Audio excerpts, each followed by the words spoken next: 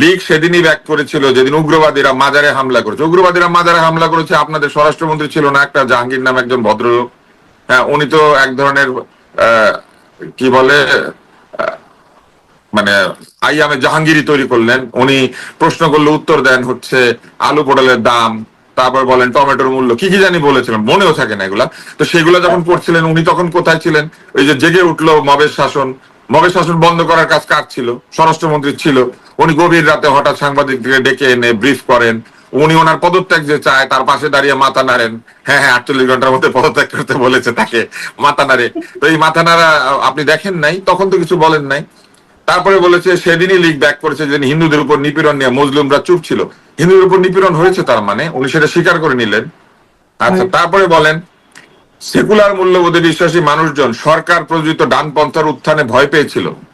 তো সেকুলাররা ডানপন্থীর উত্থানে যদি ভয় পেয়ে থাকে, এটা উনি খুশি হলেন না কেন? তাই না? ওনারা তো সেকুলার শব্দগুলিকে বাদ দিয়েছিলেন। ওনাদের কাছে তো বাংলা হচ্ছে একটা সেকুলার ভাষা, আর উর্দু, হিন্দি, ফার্সি এগুলা হচ্ছে গিয়ে বিপ্লবের ভাষা। ওনারা তো ইনকিলাবকে জিন্দাবাদ দেন, কিন্তু বিপ্লব দীর্ঘজীবী হোক তো বলেন না। ওনারা তো বাংলাদেশের কোনো জয়ধ্বনি দেন না। ওনারা যে কোনো বাংলাদেশে একটা জয়ধ্বনি দিতেন, যেমন হাবিবুর রহমান সাহেব এসে কারোটা দিবেন না, উনি জিন্দাবাদও বলবেন না, জয়ও বলবেন না। সেজন্য উনি চালু করেছিলেন বাংলাদেশ চিরজীবী হোক, যেটা কিনা আবার পরে সরকার গ্রহণ করে নিয়েছিল, এমনকি আওয়ামী লীগ পর্যন্ত গ্রহণ করে নিয়েছিল। হ্যাঁ, তো তাইলে ওনারা এরকম একটা তৈরি করতেন, বিপ্লব চিরজীবী হোক না, কিন্তু ওনারা তো সেটা বলেন না। ওনাদের কাছে বিপ্লবের চেয়ে ইনকিলাব বেশি ভালো লাগে। তো ওনারাই তো এটাকে ফেরত করেছেন। তারপরে বলেছেন সেদিনই ব্যাক করেছে যেদিন এই দেশে হিরো বানানো হয়েছিল মবস্টারদের। কোন কোন মবস্টার, কোন মবস্টার হিরো হয়েছিল? আপনি তাহলে মবস্টারদেরকে চিনেন? ডরে তো উনি এখনো মবস্টারদের নাম বলতে পারছে না। উনি আবার বলে সেকুলাররা নাকি ডানপন্থীকে ভয় পেয়েছিল। উনি মবস্টারদের নাম বলে না কেন? উনি নিশ্চয়ই মবস্টারদেরকে চিনে, তাই না? তারপরে লিখেছেন ওরা সেদিনই ব্যাক করেছিল যেদিন ব্যবস্থা বিলোপের বদলে ন্যূনতম সংস্কার ঐকমত্য কমিশন নাম দিয়ে জনগণকে বিচ্ছিন্ন এবং হতাশ করা হলো। তাহলে জনগণের বিচ্ছিন্নতার জন্য কে দায়ী? ঐকমত্য এবং সংস্কারের প্রধান ছিলেন ডক্টর মোহাম্মদ ইউনূস, আর তার সহকারী ছিলেন ডক্টর মোহাম্মদ আলী রিয়াজ, তাই না? তো ওনারা এই সংস্কার কমিশন করেছেন। উনি তখন তথ্য মন্ত্রণালয়ের দায়িত্বে, উনি তখন এই তথ্য মন্ত্রণালয় থেকে সংস্কার কমিশন, গণভোট, আবল তাবল সবকিছুর জন্য প্রচারণা করেন নাই। উনি প্রচারণার জন্য বরাদ্দ দেন নাই। তখন ওনার মনে হয় নাই যে জনগণকে বিচ্ছিন্ন এবং হতাশ করা হচ্ছে, নাকি আলী রিয়াজের নিয়ামতে বরকত হাসিল করার জন্য ওনারা তখন, উনি নিজে তখন ধ্যান করছিলেন? হ্যাঁ, এটা দেখেন ওনার কথা যে নিজেই নিজেকে খণ্ডন করে। তারপরে বলেছে যেদিন থেকে বিএনপি অন্তরীণ সরকারের বিরুদ্ধে গেল আর বিএনপি ও ঠেকাতে জামাতকে কোলে নিল অন্তরীণ, জামাতকে অন্তরীণ কোলে নিয়েছিল, তবে কোলে নিয়েও বিজয়ী করতে পারলো না। কোলের শিশু কি হামে আক্রান্ত হলো? হ্যাঁ, মানে জামাত কি হামাতে পরিণত হলো? যে বারবার যে অন্তরীণ সরকারের কথা বলছেন, উনি নিজেও তো শেষ দিন পর্যন্ত অন্তরীণ সরকারের পার্ট ছিলেন। উনি নিজে অন্তরীণ ছিলেন। ওনাকে আপনি কোথাও খুঁজে পেয়েছেন? আমাদের এই ছোট ভাইকে আপনি কোথাও খুঁজে পেয়েছেন? উনি নিজে অন্তরীণ ছিলেন। উনি কি করেন, কি কাজ করেন? উনি চলে যাওয়ার পরে জানলাম উনি নাকি 2টা টিভির লাইসেন্স দিয়েছে। সেই টিভির লাইসেন্স যাদের নামে, তাদেরকে নিয়ে আলাপ করবো এখন? সেটা করলে উনি লজ্জা পাবে। যাই হোক, তারপরে উনি কিন্তু টিভি লাইসেন্স তো উল্লেখ করেছেন, ওটা নাকি ওনাকে দিতে দেওয়া হয় নাই, এই জন্য উনি দুঃখিত হচ্ছেন। আচ্ছা, এইবার আসেন। তারপরে বলছে যেদিন ছাত্ররা বিপ্লবী সংগঠনের রূপ না দিয়ে লুম্পেন চরিত্রের ক্লাব আর মবের রূপ নিয়েছিল, যে ছাত্ররা ওনার সাথে আন্দোলন করলো তারা লুম্পেন হয়ে গিয়ে ক্লাব আর মবের রূপ নিয়ে নিল। মবস্টারদের কথা বলেছেন, মবের শাসনের কথা বলেছেন, আবার বলেছেন ছাত্ররা মব হয়েছে। আপনি চিন্তা করেন। হ্যাঁ, তারপরে বলেছেন, তার মানে উনি কি বললেন? ছাত্ররা মব, তাদের মধ্যে থেকে কেউ মবস্টার, তাদের মধ্যে থেকে কেউ আবার মবের শাসন কায়েম করেছে। এই কথাটা কিন্তু উনি নিজে বলতেছেন, আপনি সিরিয়ালে বলে গেছে, তাই না? এগুলা নিজেই নিজেকে খণ্ডন করা। হ্যাঁ, তারপরে বলেছে যেদিন মিডিয়া সাংস্কৃতিক প্রতিষ্ঠানের উপর হামলা প্রযোজিত হলো, তার মানে উনি জানেন প্রযোজককে, পরিচালককে, এবং এই হামলা নাকি প্রযোজিত হয়েছিল। একদিকে বলছেন ডানপন্থীদের উত্থান হয়েছে, আবার বলছেন ডানপন্থীদের কেউ প্রযোজনা করে, তাই না? এরপরে দেখেন বলেছে যেদিন অন্তরীণ সরকার পলিটিক্যাল থেকে আমলাতান্ত্রিক হলো, আমলা নির্ভর কিচেন ক্যাবিনেট থেকে সিদ্ধান্ত নেওয়া শুরু হলো, যে কিচেন ক্যাবিনেটের অধিকাংশ লোক ছিল জামাত, বিএনপি বা লীগের ছুপা দালাল, যাদের কাছে জুলাই মানে ছিল নিজের পরিবার, প্রজন্ম আর প্রতিষ্ঠানের স্বার্থ রক্ষা। তার মানে উনি অন্তর্বর্তী সরকারকে স্বজনপ্রীতি, স্বার্থতন্ত্র এবং আমলাতন্ত্রের মধ্যে লুকিয়ে থাকা লোকজনের আওতায় চলে যাওয়া, এটার জন্য অভিযুক্ত করলেন। তার মানে ওনারা নিজেরাই সরকারের মধ্যে ছিলেন। উনি কি আলাদা করে বলতে পারবেন? মনে করেন আপনার হাতকে বলতে পারে যে আমি পায়ের সাথে সাথে যাই না, কারণ আমি হাত নড়ি নাই, আমি হাত গুটিয়ে রেখেছিলাম। এটা সে বলতে পারবে যে আমি পায়ের সাথে সাথে যাই নাই? উনি যে হাত গুটিয়ে বসেছিলেন। দেখেন, এখানে আমি বললাম যে নিজের পরিবার, প্রজন্ম, প্রতিষ্ঠানের স্বার্থ, তো নিজের প্রধান কথা পরিবারের আপনি স্বার্থ দেখতেই রক্ষা। পেয়েছেন। এবং সেই পরিবার হিসেবে কিন্তু ওনার ভাইয়ের নামও আসছে। হ্যাঁ, কার ভাইয়ের নাম আসে নাই, কার আব্বার নাম আসে নাই, কার ছেলের নাম আসে নাই, কার ভাতিজার নাম আসে নাই, কার স্বামীর নাম আসে নাই? আপনি আমাকে বলেন। এটা যদি আপনি বলেন তাহলে একমাত্র আসিফ নজরুলকে আমি ছেড়ে দিব, কারণ ওনার স্ত্রীর নাম, স্বামীর নাম, শ্বশুরের নাম কিচ্ছু আসে নাই। এসেছে ওনার দুইটা ছাগলের নাম, যেই ছাগল খেয়ে ফেলেছে। এবং ওনার শাশুড়িকে গ্রেপ্তার করেছিলেন। এবং কালো ছাগল খেয়ে নাকি লাল ছাগল ফেরত দিয়েছে। এবং সেই ছাগল খাওয়ার জন্য নাকি মন্ত্রী পরিষদের যে বাসা, সেই বাসা ব্যবহৃত হয়েছে। এরপরে বলেছেন সেদিনই ব্যাক করেছিল যেদিন ক্যাম্পাসে গণতন্ত্রের বদলে সংঘতন্ত্র জয়ী হলো। তার মানে আপনি দেখেন, এই যে ডাকসু নির্বাচন বা অন্যান্য নির্বাচন, সেখানে উনি অভিযোগ করেছেন যে ওখানে গণতন্ত্র বিজয়ী হয় না, ওখানে সংঘতন্ত্র বিজয়ী হলো। সবচেয়ে বেশি দুঃখ পাবে সাদিক কায়েম, সবচেয়ে দুঃখ পাবে ওই যে একটা ছেলে কি বলে, সকালবেলা মাইস শুরু করবে, রাত্রেবেলা মাইস শেষ হবে। ওরা খুব দুঃখ পাবে না? কারণ ওরা তো, তারপর ওই যে একটা ছেলে সর্বমিত্র, যে কিনা সর্বশত্রুর মতো হাতে লাঠি নিয়ে ঘুরে, তাই না? ওরা দুঃখ পাবে না? কারণ উনি বলছেন যে গণতন্ত্রের বদলে নাকি সংঘতন্ত্র জয়ী হয়েছে। সবাই ভোট দিয়েছে, তাহলে উনি বলুক যে গণতন্ত্র আসে নাই এই ক্যাম্পাসগুলিতে। তারপর উনি বলছে যেদিন নতুন মিডিয়া অনুমোদনে বাধা দেওয়ার জন্য একজোট হয়েছিল কিচেন ক্যাবিনেট, নতুন মিডিয়া অনুমোদন দিলে কি জুলাই সফল হয়ে যাইতো? নতুন মিডিয়া কাদেরকে দিয়েছে আমরা দেখি নাই। উনি যে লাইসেন্স গুলি দিয়েছে কাদেরকে দিয়েছে আমরা দেখি নাই। সারা জীবন আওয়ামী লীগের সাথে ব্যবসা করার লোককে দেয় নাই।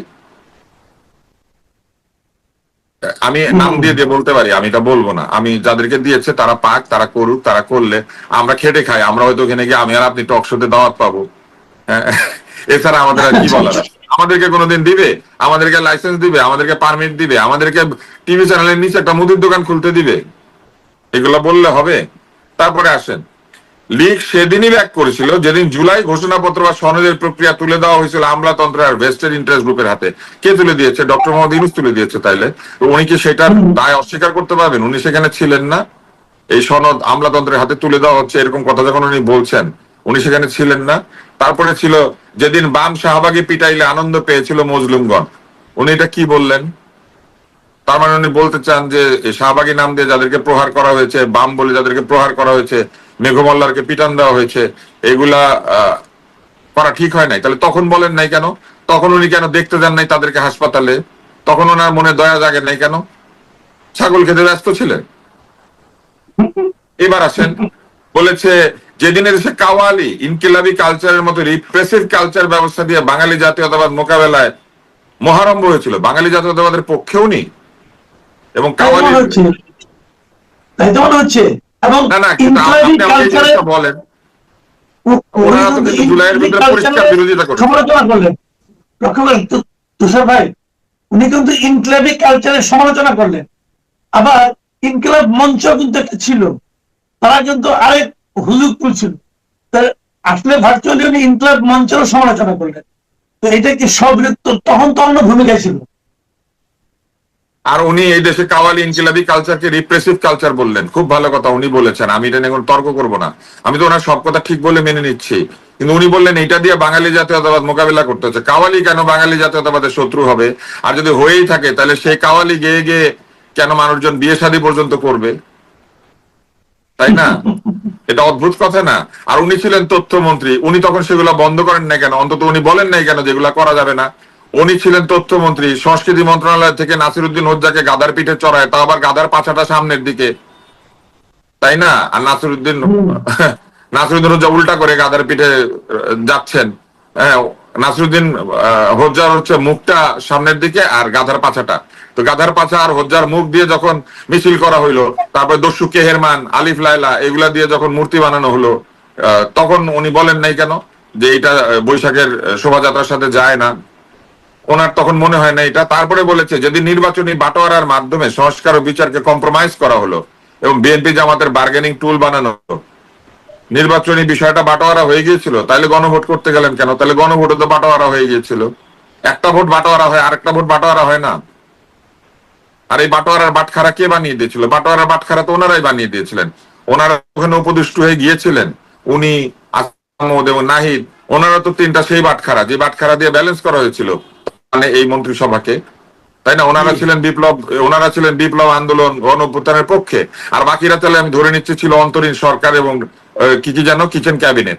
তাইলে ওনারা কেন অন্যের কিচেনের মধ্যে ঢুকে পড়লেন? ওনারা কেন বাটখারা হইলেন ওজন করার? কিচেন ক্যাবিনেট যদি বলেন, কিচেন একটা ওজন করার যন্ত্র থাকে, ওইটাকে বলে কিচেন স্কেল। ওনারা কেন সেই কিচেন স্কেলের বাটখারা হইলেন বাটোয়ারার মধ্যে? ওনারা কেন আগেই পদত্যাগ করে দিলেন না? ওনারা কেন প্রতিবাদ করলেন না? তারপরে আসেন, বলেছে যেদিন কমিশন, ট্রাইব্যুনাল, বিশ্ববিদ্যালয় ইত্যাদিকে একটি আদর্শের লোকদের মাধ্যমে ক্ষমতারোহণের বার্গেনিং টুলে পরিণত করা হলো। তার মানে যত কমিশন হয়েছে, যত ট্রাইব্যুনাল হয়েছে, বিশ্ববিদ্যালয়ের ভিসি নিয়োগ হয়েছে, এগুলিকে সব একটি আদর্শের লোক নিয়োগ দেওয়া হয়েছে। তা আপনারা তখন কেন দেখলেন না একটি আদর্শের লোক সেখানে ঢুকে পড়ছে? আপনারা কিচ্ছু বললেন না কেন? এখন কেন বলেন? এবং এরপরে বলেছেন কালচারালি ইন্টেলেকচুয়ালি যারা জুলাইয়ে তাদের পক্ষে দাঁড়িয়েছিল তাদের বাদ দিয়ে জিরো কন্ট্রিবিউশন গুপ্তদের ক্ষমতায়িত করা হলো।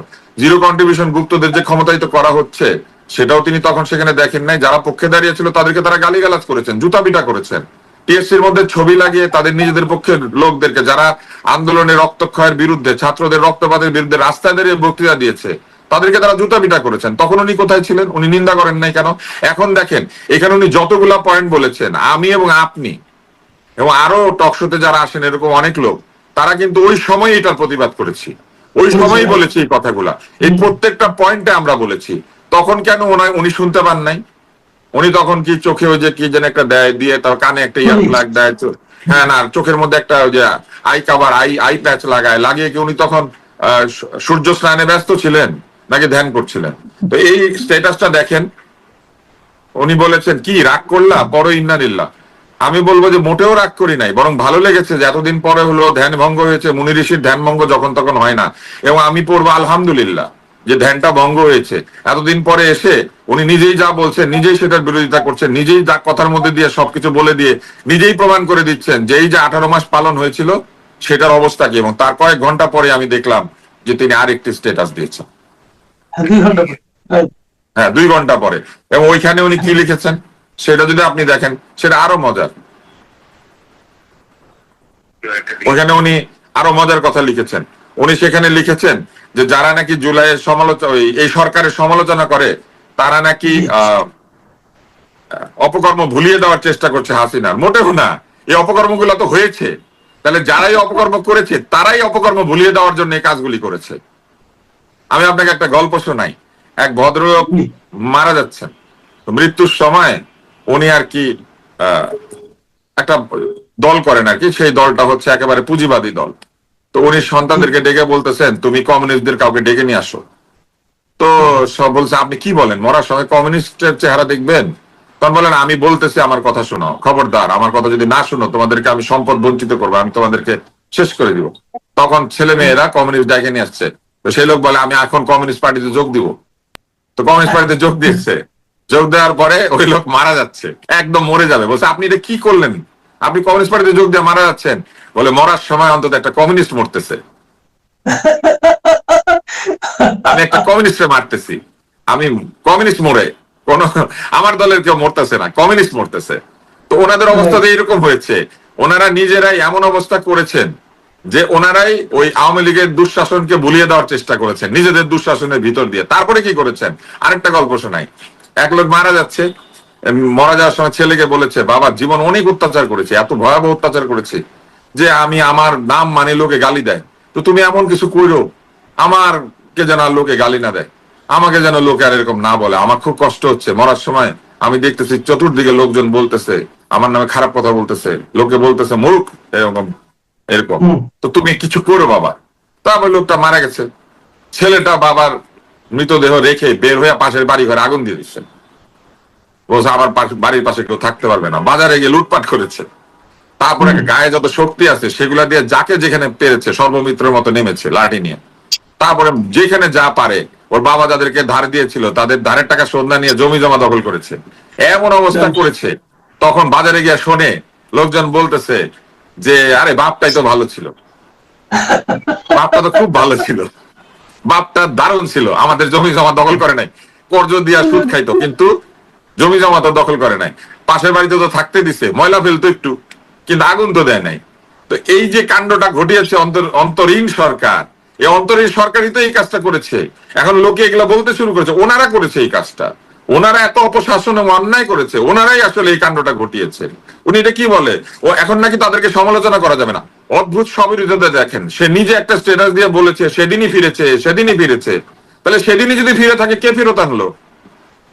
আর সেদিন আপনি তো ওখানেই ছিলেন। সেদিন শুধু উনি ওখানেই ছিলেন না, আমি এবার এটার সাথে একটা যুক্ত করি। এই যে লিক সেদিনই ফিরে এসেছিল যেদিন আমেরিকাতে মঞ্চে ডক্টর ইউনূস দাঁড়ালেন, সঙ্গে তরুণ বিপ্লবীরা দাঁড়ালেন, এবং সেখানে একজন আওয়ামী লীগ উঠে পড়লো, এবং প্রেস সচিব এবং ডক্টর ইউনূসের বিভিন্ন জায়গা থেকে বক্তব্য দিতে হইলো যে তাকে তারা চিনতেন না, সে জানি কেমন করে উঠে পড়েছে। সেদিনই কিন্তু ফিরেছে।